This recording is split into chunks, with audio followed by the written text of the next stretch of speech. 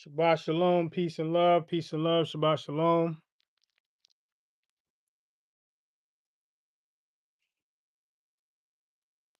We'll be reading from the book of Genesis, chapter 37 to 40. Bear with me as I try to get through this, Yah willing.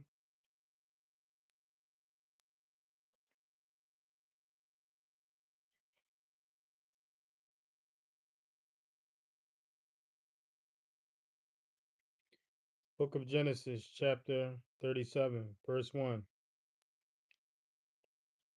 And Jacob dwelt in the land of his fathers, sojourning in the land of Canaan. Verse 2. This is the genealogy of Jacob. Joseph, being 17 years old, was feeding the flock with his brothers, and the young man was with the sons of Bela and the sons of Zilpah, his father's wives. And Joseph brought an evil report of them to his father. Verse 3. And Israel loved Joseph more than all his children because he was the son of his old age, and he made him a long robe. So notice how Jacob was addressed as Yisrael in this verse. And most forget that Yisrael is Jacob. Jacob is Yisrael. Most forget that.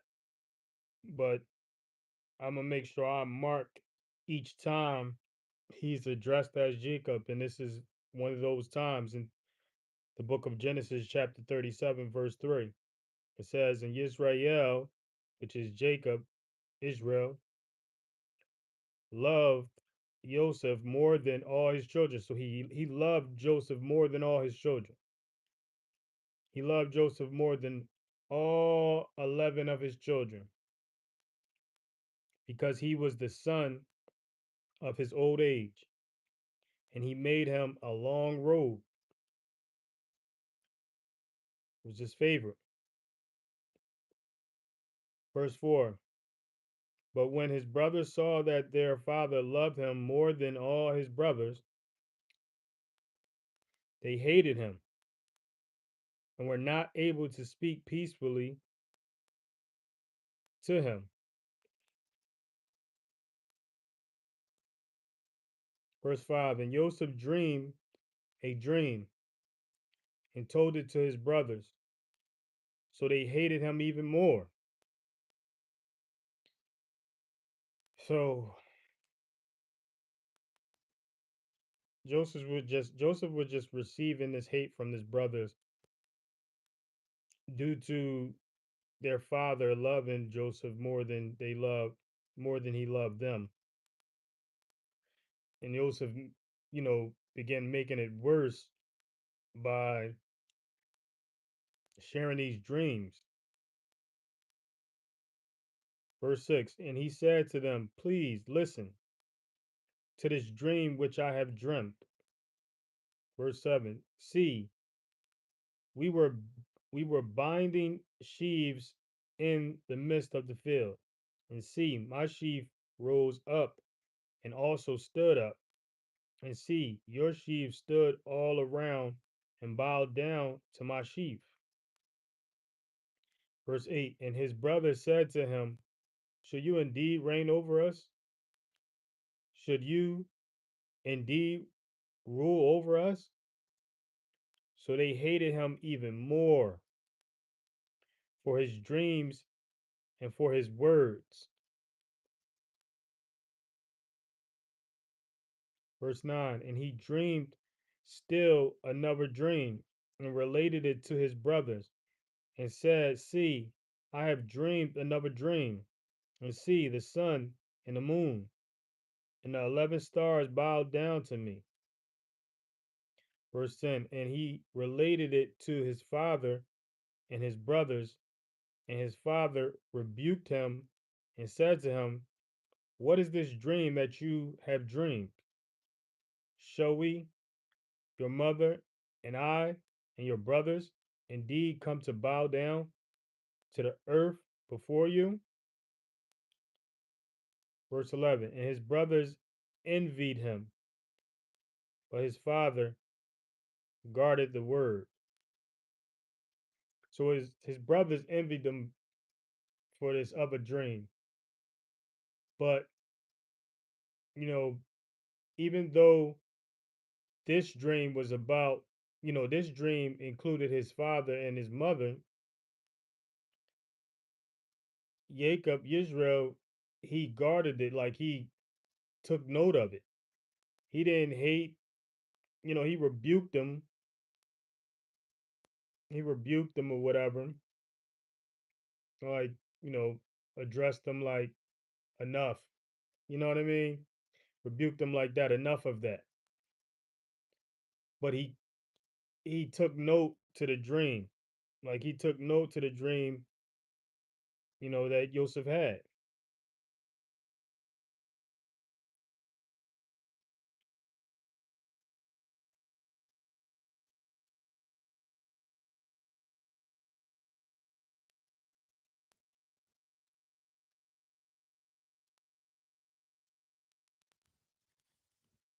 Verse 12. And his brothers went to feed their father's flock in Shechem. Verse 13. And Yisrael said to Joseph, are not your brothers feeding the flock in Shechem? Come, I send you to them.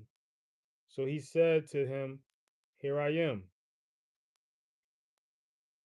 Verse 14. He said to him, please go and see if it is well with your brothers and well with the sheep, and bring back word to me. So he sent him out of the valley of Hebron, and he went to Shechem. Verse 15. And a certain man found him, and see, he was wandering in the field. And the man asked him, saying, what do you seek? Verse 16. And he said, I am seeking my brothers. Please inform me where they are feeding the sheep. Verse 17. And the man said, they have left here, for I heard them say, let us go towards the Thon. So Joseph went after his brothers and found them in Dothan. Verse 18. And they saw him from a distance, and before he came near them, they plotted against him to unalive him.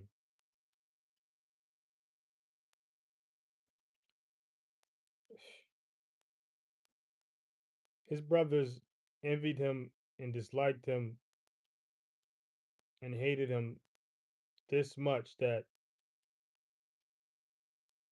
all 11 of them plotted to unalive Joseph, their brother. Like all 11 of you were in agreement. Now we're going to read on and see, you know, I believe the oldest, was trying to, pretty much, change the mind of everyone. But let's read verse 18. And they saw him from a distance, and before he came near them, they plotted against him to unalive him. Verse 19. And they said to each other, see, this master of dreams is coming. So they're mocking him about the dreams. Verse 20. Now then, come and let us now kill him, unalive him, and throw him into some pit, and shall say, some wild beast has devoured him.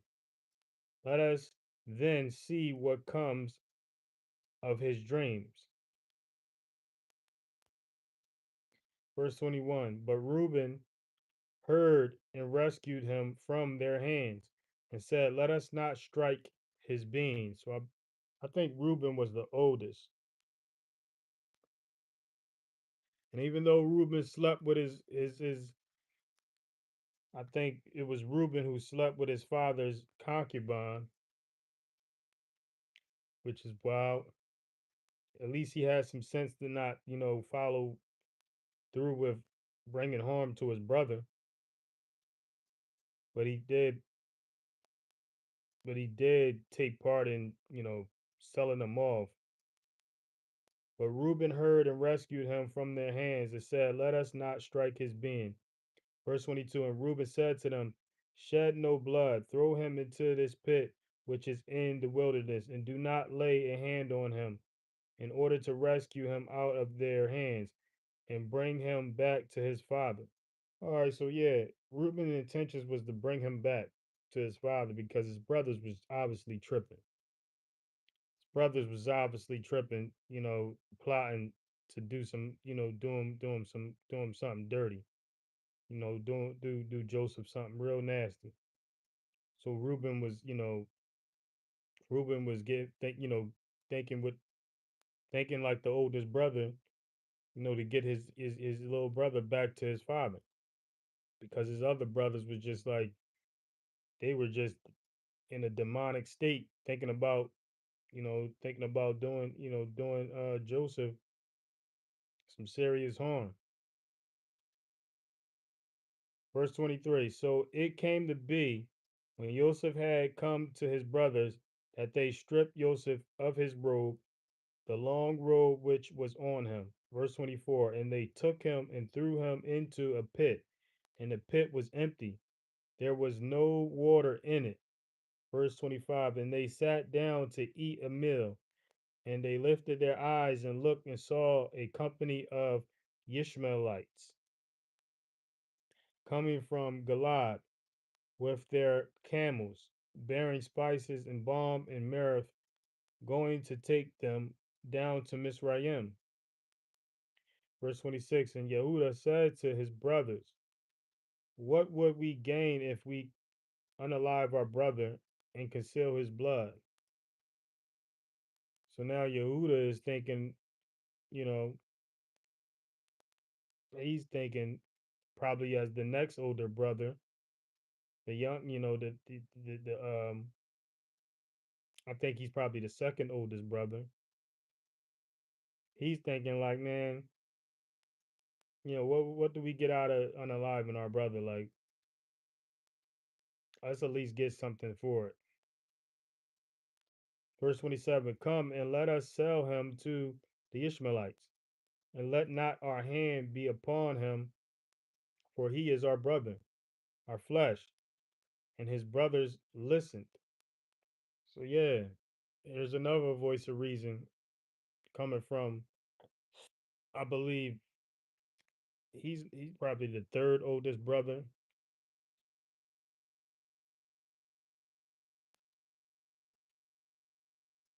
He's probably the third oldest brother. Let me see.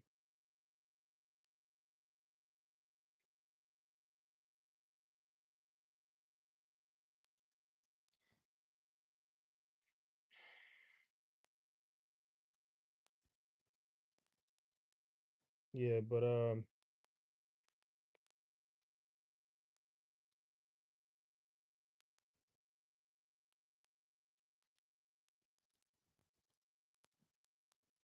yeah, so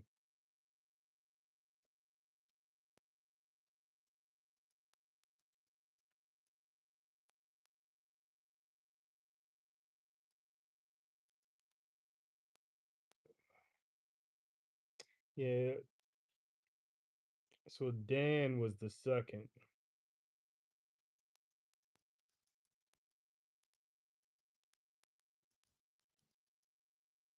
Let me see. No, I'm sorry. Um, that's not true. I'm looking. I missed it.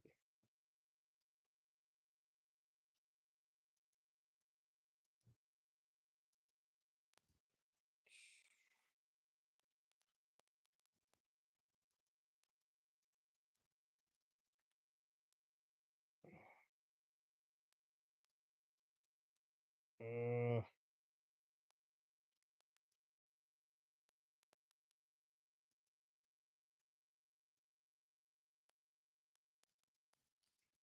why am I struggling?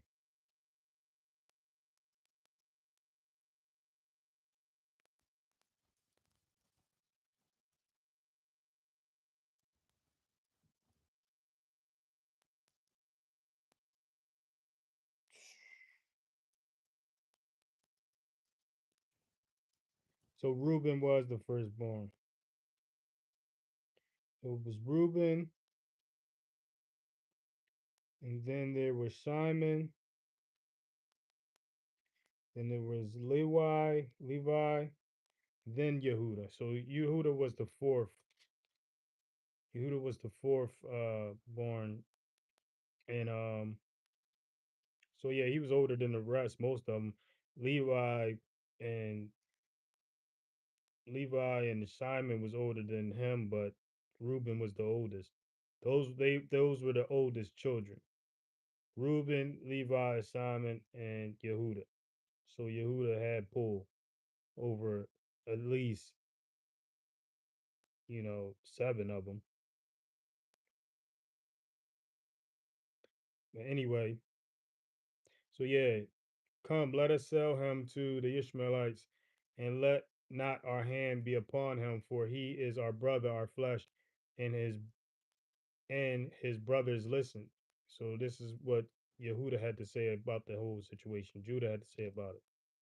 Verse 28, and Midianite traders passed by, so they pulled Joseph up and lifted him out of the pit and sold him to the Ishmaelites for 20 pieces of silver. And they took Joseph to Mizraim, sold their brothers to the Ishmaelites. And the Ishmaelites took him to Mizraim, took him to Egypt. Verse 29, Reuben returned to the pit, and see, Joseph was not in the pit. And he tore his garments because he knew that his father was going to be really upset. Verse 30, and he returned to his brothers and said, the boy is gone. And where am I to go? Verse 31, so they took Joseph's robe, slew a male goat, and dipped the robe in the blood.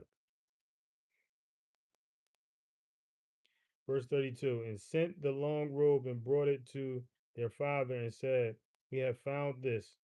Please look, is it the robe of your son or not? These dudes, man. Verse 33, and he recognized it and said, it is my son's robe. An evil beast has devoured him. Joseph is torn to pieces. So they got they got Jacob, Israel, thinking that Joseph has been torn to pieces by a beast. This is just wild. And this is all 11 of the brothers in agreement of this nonsense. Sold their brother, and now they got their father believing that he's been torn to pieces. Verse 34, and Jacob tore his garments and put sackcloth on his waist and mourned for his son many days. Verse 35, and all his sons and all his daughters arose to comfort him, but he refused to be comforted. So, and he said, now let me go down into Sheol, the grave, to my son in mourning. So his father wept for him. So yeah, Jacob wasn't trying to hear it. He wasn't trying to be comforted, not by his sons and not by his daughters. He didn't want to be bothered.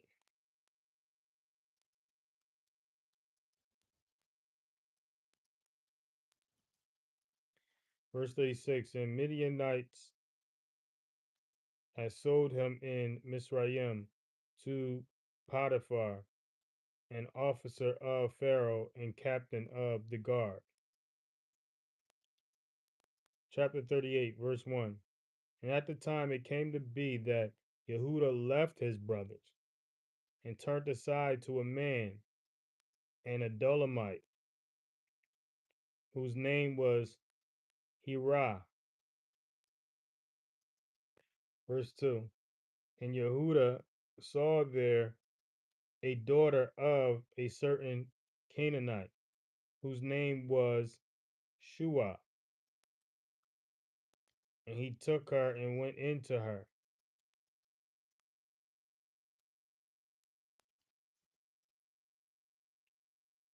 Verse 3. So she conceived and bore a son, and he called his name Verse 4. And she conceived again and bore a son, and she called his name Onan. Verse 5.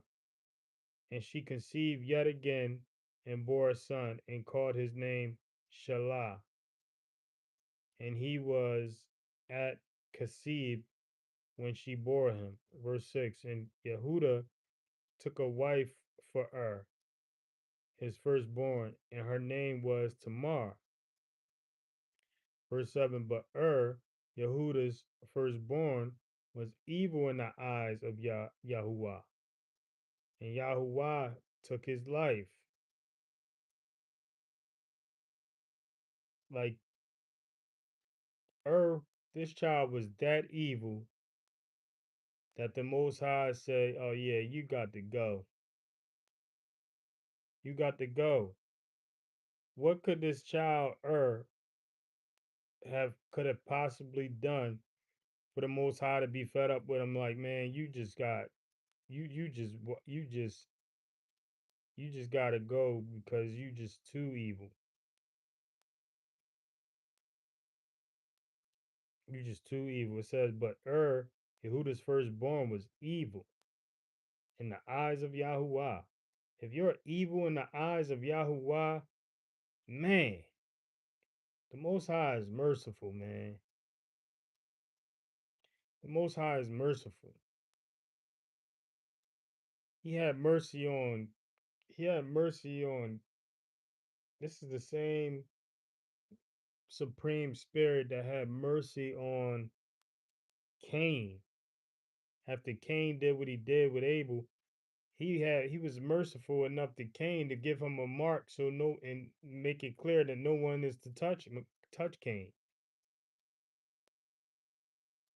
So if you if like how evil could you have possibly been that the Most High said, yeah, yeah, like you're done. But Yehuda's firstborn, was evil in the eyes of Yahuwah, and Yahuwah took his life. Verse 8. And Yehuda said to Onan, go into your brother's wife and marry her, and raise up an heir to your brother. This is what Yehuda told his son.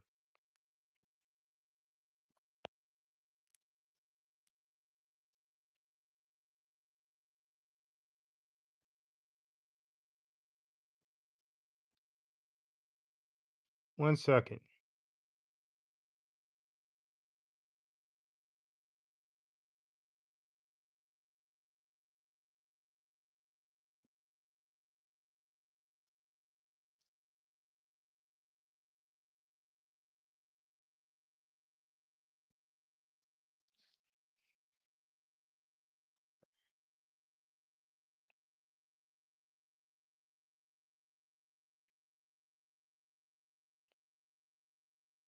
Sorry about that.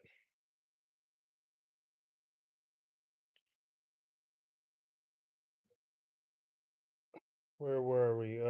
And Onan knew that. I'm sorry. And Yehuda said to Onan, go into your brother's wife and marry her and raise up an heir to your brother. Verse 9. And Onan knew that the offspring would not be his. And it came to be, when he went into his brother's wife, that he spilled on the ground, lest he should give an offspring to his brother. So instead of, you know, giving a child to his brother's wife, like his father instructed him to do so, Onan decided to, you know, pull pull out and let go on the ground. And yeah, this is what happened afterwards. But what he did, verse 10, but what he did displeased Yahuwah. So he took Onan away. Got to choose my words better because, you know, the platform doesn't under the algorithm doesn't understand scripture, and I don't know what they think I'm talking about something crazy. I'm reading the Bible. This is the scriptures. But the algorithm on the platform doesn't understand this, so I gotta choose my words carefully.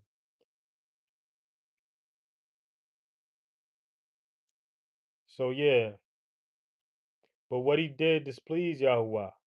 So he took Onan out of here. He took Onan out of here. Verse 11. Then Yehuda said to Tamar, his daughter-in-law, remain a widow in your father's house until my son Shelah is grown. For he said, lest he also die as his brothers did. And Tamar went and dwelt in her father's house. Verse 12. So he basically Yehuda said, "Yo, like wait till my youngest son grow to be a man, and he shall give you he should give you a child." And Tamar said, "Cool, I'ma chill, no big deal." But yeah, that was the deal. But let's see what happens, see how it plays out. So the deal was then Yehuda said to Tamar, his daughter-in-law, remain a widow in your father's house until my son Shelah is grown. For he said, lest he also pass as his brothers did. And Tamar went and dwelt in her father's house. Verse 12. And after a long time, the daughter of Shua, Yehuda's wife, passed, and Yehuda was comforted and went up to his sheep shearers at Timnah, he and his friend Harah, the Adolamite.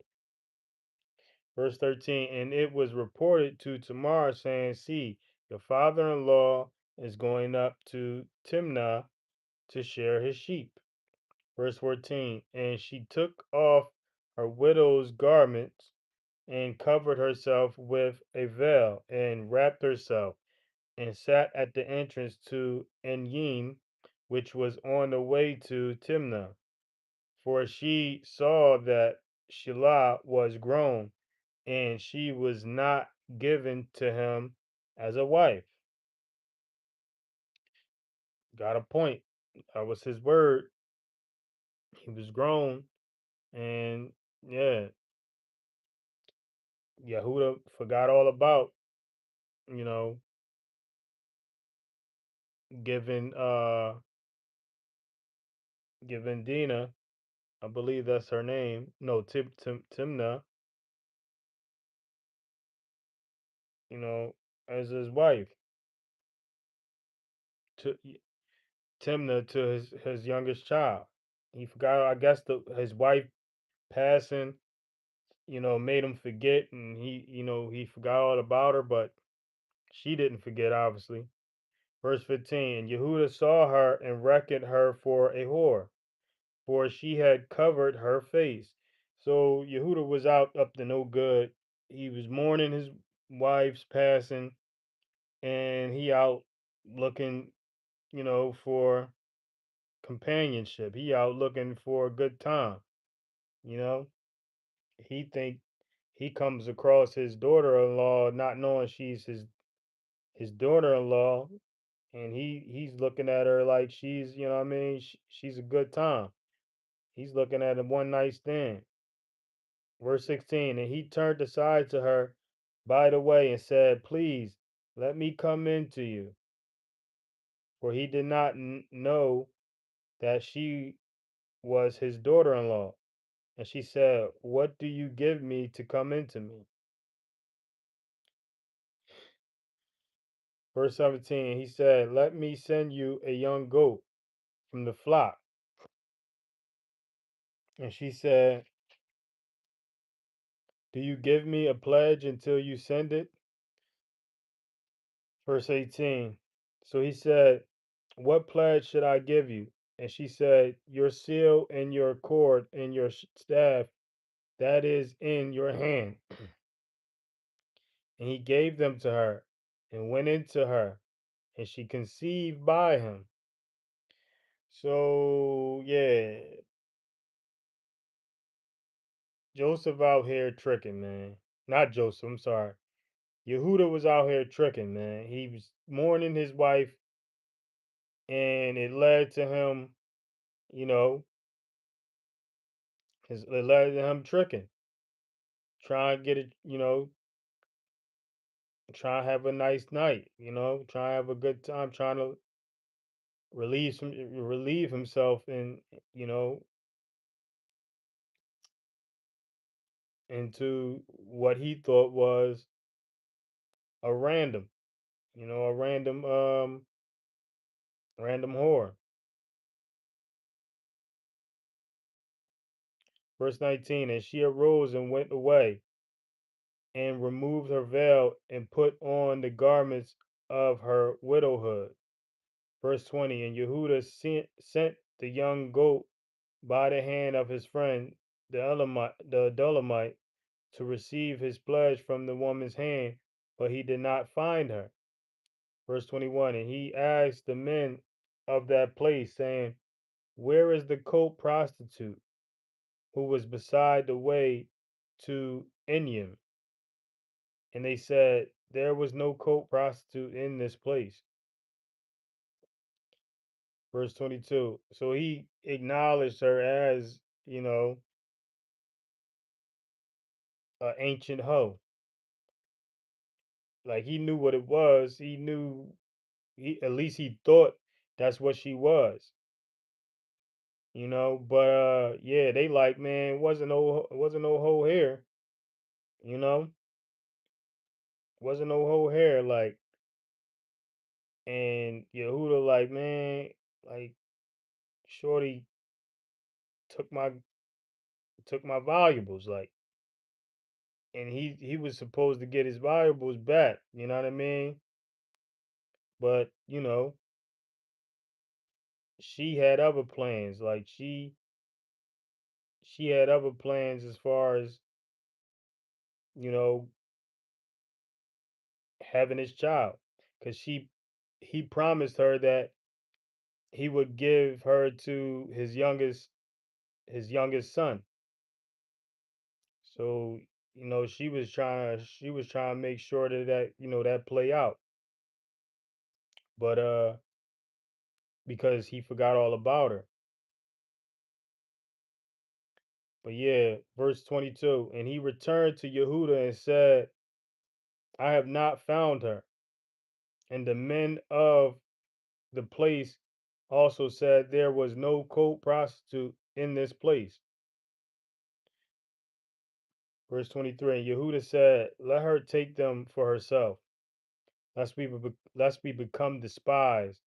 For I sent this young goat, and you have not found her.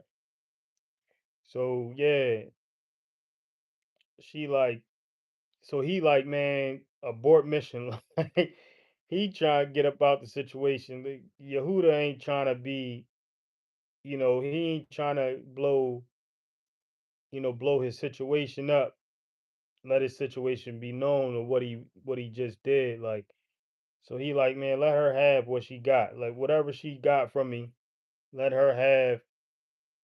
I can't afford this getting out that I was out up to no good tricking off. Let her have what she took. Like, Verse 24. And it came to be about 3 new moons after that Yehuda was informed, saying, Tamar, your daughter in law, has whored, and see, she has conceived by whoring. And Yehuda said, Bring her out and let her be scorched. I'm not going. So I'm choosing my words wisely because the platform is weird, and they just critical every word that come out of my mouth, even though I'm reading the Bible, even though I'm reading the scriptures. So yeah, he ordered the scorcher. He ordered the, you know, set cast fire. Like he ordered it to the fire. Verse 25. When she was brought out, she sent to her father-in-law, saying, By the man to whom these belong, I am pregnant. And she said, Please examine whose these are, and the seal, and the cord, and the staff. Verse 26. And Yehuda examined and said, She has been more righteous than I, because I did not give her to Shelah, my son, and he never knew her again. So yeah, Yehuda knew when she presented these items, like he knew he was wrong. Like he immediately felt conviction for not following through with his word. He gave her his word that he was going to give her to Shalah, his youngest son. He never that which he never did. So when she, said like, "Yeah, I'm pregnant by whoever these belong to," he instantly knew that, all right, I see what you did, and you know, touche. Like, granted, he got you did right. He said she did more righteous than she said he has been more righteous. She has been more righteous than he. That's how he described her because of the situation. Verse 27. And it came to be at the time for giving birth that see twins were in her womb. Verse 28. And it came to be when she was giving birth the one put his hand the one put out his hand, and the midwife took a scarlet thread and bound it on his hand, saying, This one came out first.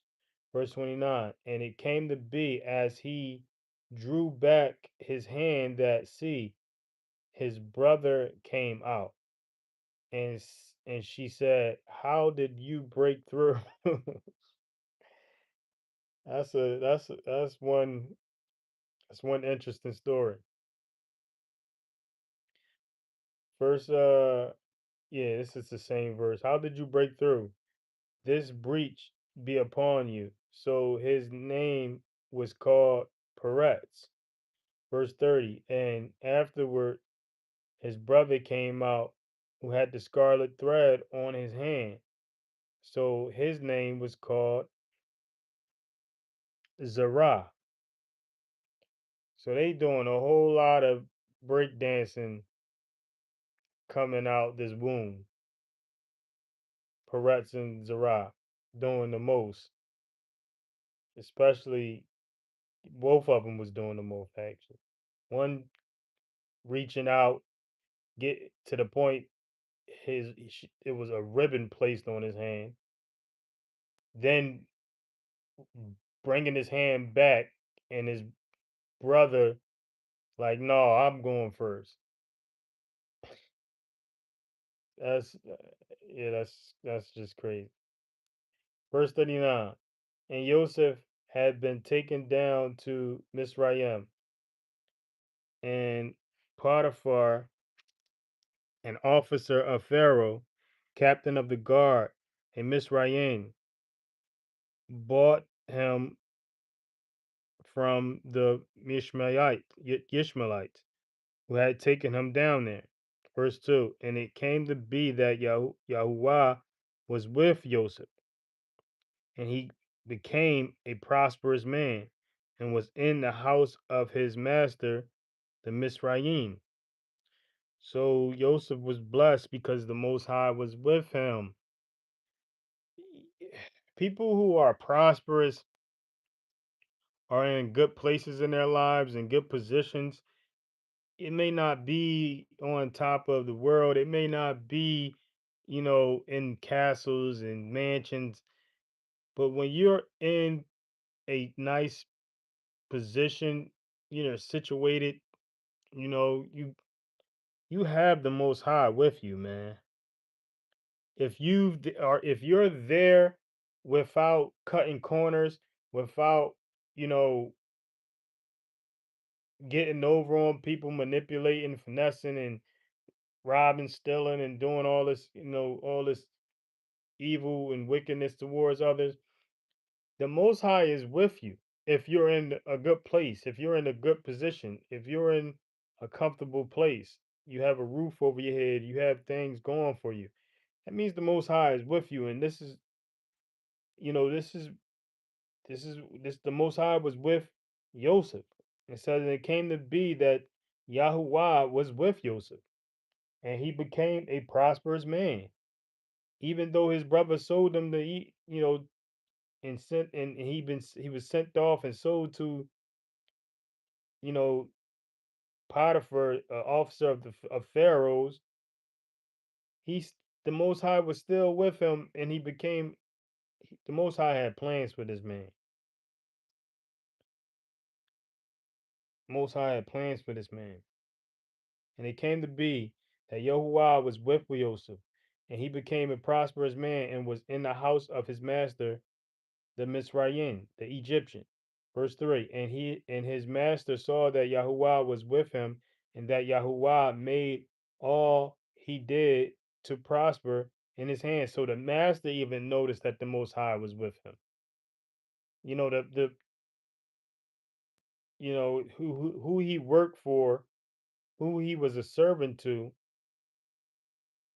noticed that the Most High was with Joseph, and he was prosperous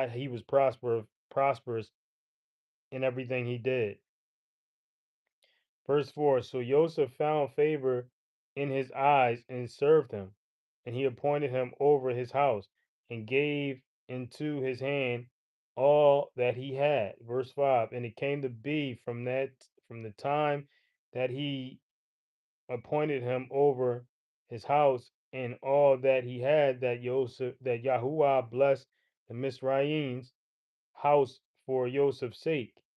And the blessing of Yahuwah was on all that he had in the house and in the field. Verse 6. And he left his and he left in Joseph's hand all that he had, and he did not know what he had except for the bread which he ate. And Joseph was handsome in form and handsome in appearance. Here we go. So Joseph was handsome in form and in appearance. Verse 7. And after these events came to be that his master's wife lifted up her eyes to Joseph and said, lie with me. So now this man's wife is plotting on Joseph. And Joseph, like, man, listen, man. Let's see what Joseph got to say about this. Verse 8. But he refused and said to his master's wife, look, my master does not know what is with me in the house, and he has given into my hand all that he has. Verse 9. No one is greater in this house than I, and he has not withheld whatever from me but you, because you are his wife. And how shall I do this great evil and sin against Elohim? So this is what Joseph had to say about this. A man of integrity. Like, yo, your husband trusts me enough to leave me in charge of everything in this house, but you, like, you're hands off. Why would I betray him like that? And not only betray him, why would I do this great evil towards Elohim, the Most High? why would I do this great evil towards him?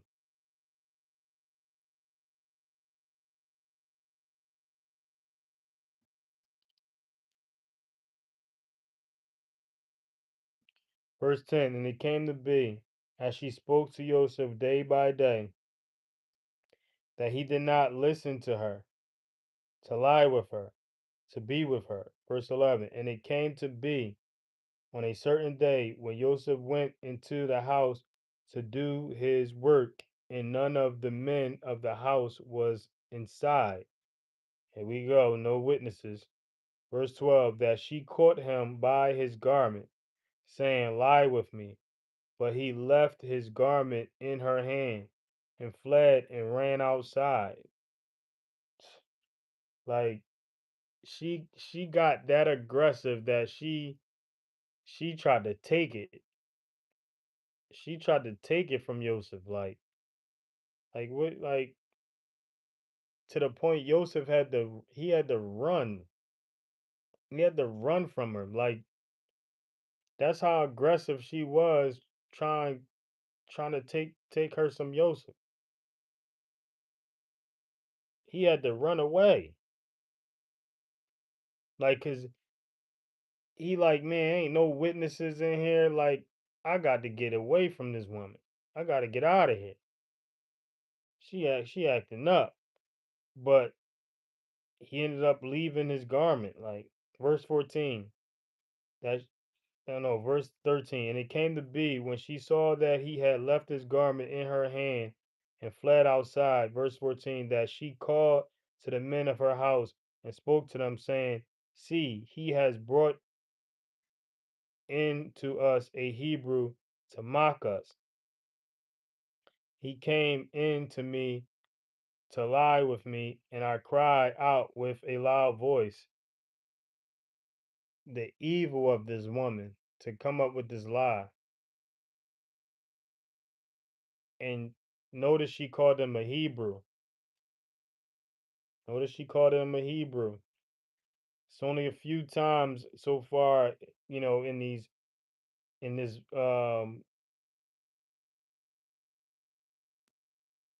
in these scriptures where, someone was called a Hebrew. I think it was first I think Abraham was first called the Hebrew, a Hebrew.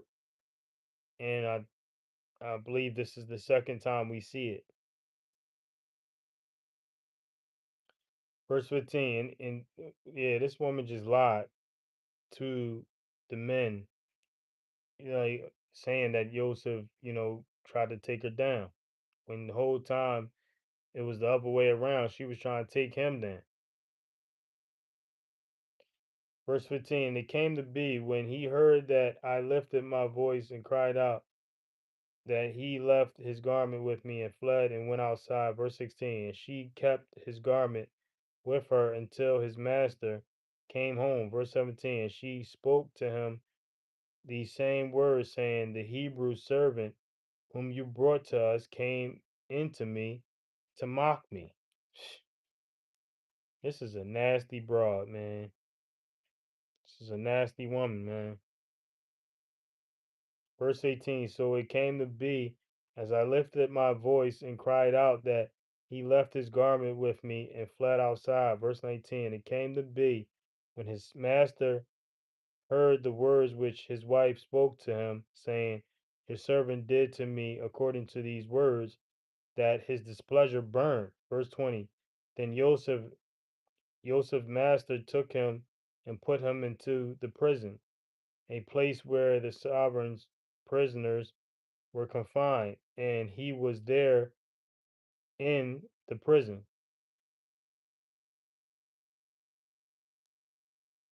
This is unfortunate. This is just like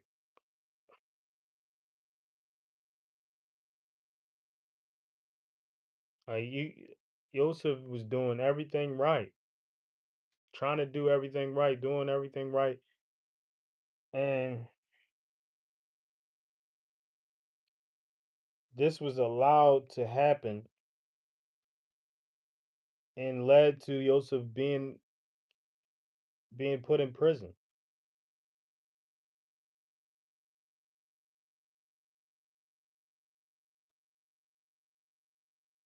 Now the Most High had plans. The Most High had plans for Joseph, but this is tough to deal with. This is tough.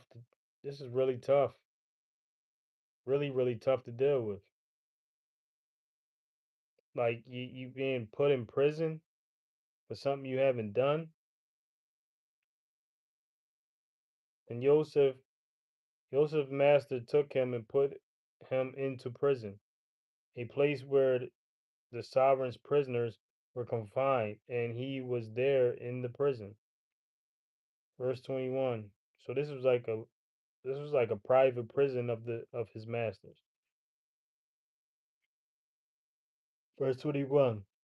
But Yahuwah was with Joseph and extended loving commitment to him, and he gave him favor in the eyes of the prison warden. So the Most High was still with Joseph, giving him favor in the eyes of the prison warden. Verse 22. And the prison warden gave into the hand of Joseph all the prisoners who were in the prison, and whatever was done there was his doing. Ain't that something? So he had the jail on smash, man. Joseph had the jails on smash. He had the jails on lock. Like literally, the warden gave him the key to the prison. Like basically, like yo, they every prisoner is the answer to you. Verse 23. The prison warden did not look into any point that was under Joseph's hand.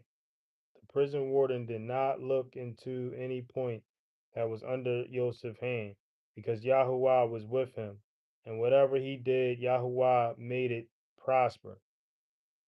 Man, check it out.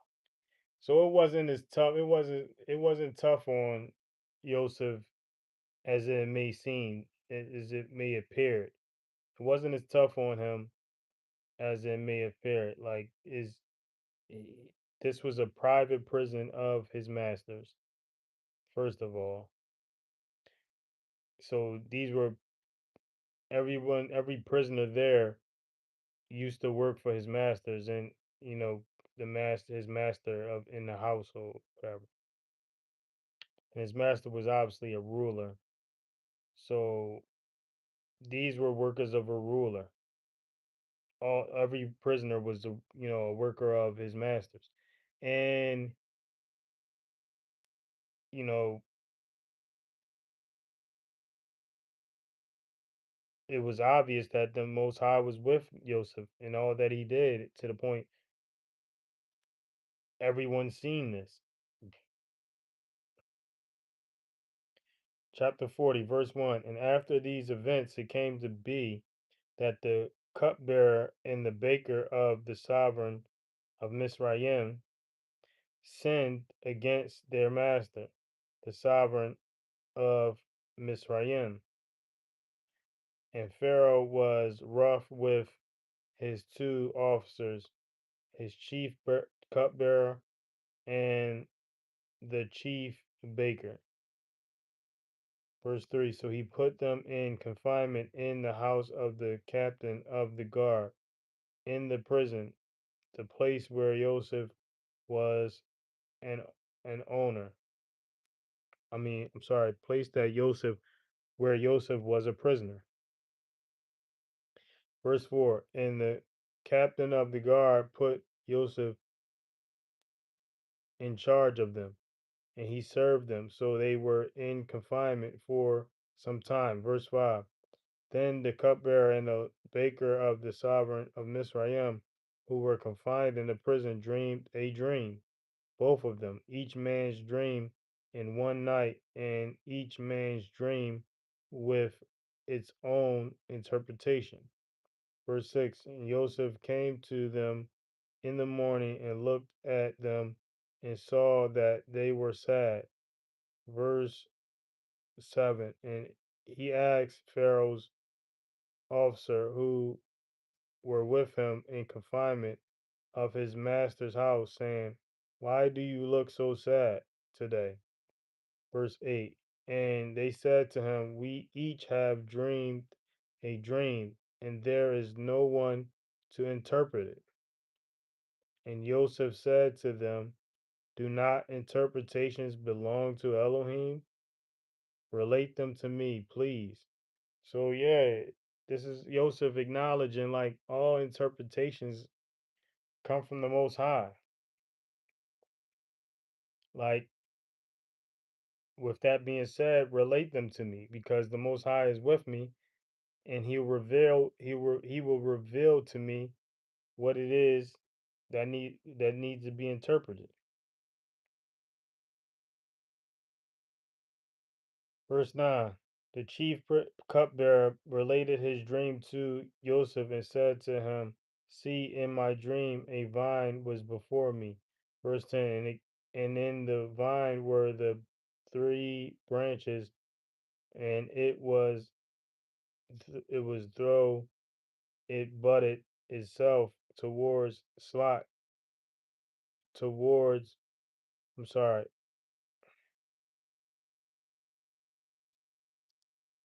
and in the vine were their branches, and it was as though it budded, its blossoms shot forth, and its clusters brought forth ripe grapes. Verse 11. And Pharaoh's cup was in my hand, so I took the grapes, pressed them into Pharaoh's cup, and placed the cup in the Pharaoh's hand. Verse 12. And Joseph said to him, "This is the interpretation of it. The three branches are 3 days." Verse 13. Yet within 3 days, Pharaoh up, going to lift up your head, and restore you to your place, and you should put Pharaoh's cup in his hand, according to the former ruling, when you were in, when you were his capture, when you were his cupbearer. Verse 14. But when it is well with, remember me when it was well with you, when it is well with you, and please show loving commitment to me, and mention me to Pharaoh, and get me out of this house.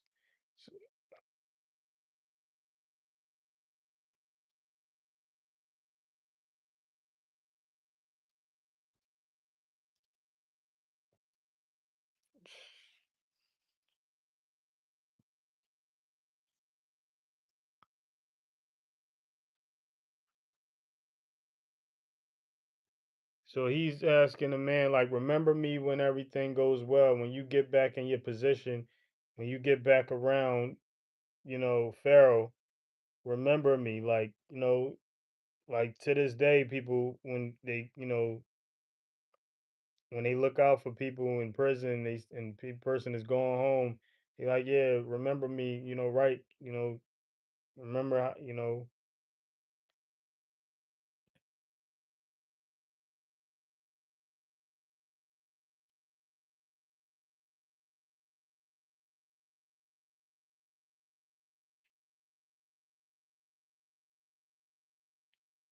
anyway. Like I keep getting messages from this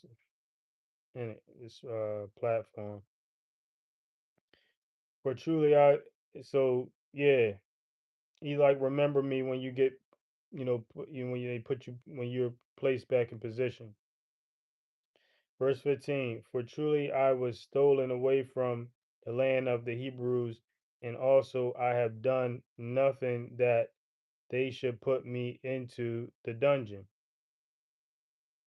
Verse 16. The chief baker saw that the interpretation was good, and he said to Joseph, I also was in my dream and saw three white baskets were on my head. Verse 17. And in the uppermost basket, all kinds of baked goods for Pharaoh, and the birds ate them out of the basket on my head. Verse 18, and Joseph answered and said, this is the interpretation of it. 3 baskets are 3 days. Verse 19, yet within 3 days Pharaoh is going to lift off your head from you and basically put him on a tree because I can't read. Obviously I can't read the scriptures without this platform being sensitive to what I'm reading. But he's saying like he's Joseph is telling this baker like you're done. Pharaoh's going to you be do basically do you something dirty, do you something ill. And Joseph answered and said to this is the interpretation of the 3 baskets are 3 days. Verse 19. Yet within 3 days Pharaoh is going to lift off your head from you and put you on a tree, and the birds shall eat your flesh from you. Verse 20. And on the third day, Pharaoh's birthday, it came to be that he made a feast for all his servants, and he lifted up the head of the chef, cupbearer, and of the chef baker among his servants. Verse 21. And he restored the chef cupbearer to his post of cupbearers again, and he placed the cupbearer in Pharaoh's hand. Verse 22. But he put on the tree the chef baker, as Joseph had interpreted, as Joseph has interpreted to them. Verse 23. And the chef cupbearer, the chief cupbearer, did not remember Joseph, but forgot him. So yeah, the chief cupbearer. I was saying chef the whole time because yeah. So he didn't remember Joseph when he was put in position, back in position. Just like nowadays, people come home, they don't remember the people they left behind in prison, and mostly it be you know, due to people being back in the world, and in society and back on the hamster wheel. It's like you get so distracted. There's less distractions in prison, and you know, you come home to nothing but distraction. You come home to nothing but duty and responsibilities, and so it's kind of easy to forget those you left behind in prison. That was Shabbat's reading for tonight. Sorry for the interruptions by the platform. I'm on 2 platforms, and I refuse to name the one that kept sending messages interrupting the reading, talking about restrictions for sensitive words. I'm just reading the scriptures, man. And I don't know if it's this new owner of the platform or a new setup or new algorithm, but is really, really annoying and weird for them to misinterpret what I was saying and misread what what I've said. This I'm just reading the scriptures. There's nothing spooky going on. Nothing, strange, nothing alarming for you to be sending me restrictions. I'm gonna bless this out. I'm gonna bless us out until tomorrow. Y'all willing able to pick up in Isaiah, and y'all willing we have the time to go over the teachings of the teacher, the only begotten Son, Yahushua HaMashiach. But I'm gonna bless us out according to the blessing that was given to Moshe to give the people, um, to bless the people in the book of Numbers, chapter 6, verse 23 to 26. Receive your blessing. May Yahuwah bless you, barak you, and guard you. May Yahuwah make his face shine upon you and show favor to you. May Yahuwah lift up his face upon you and give you peace. Peace, love, Shabbat Shalom. Till next time, Shabbat Shalom, peace, and love.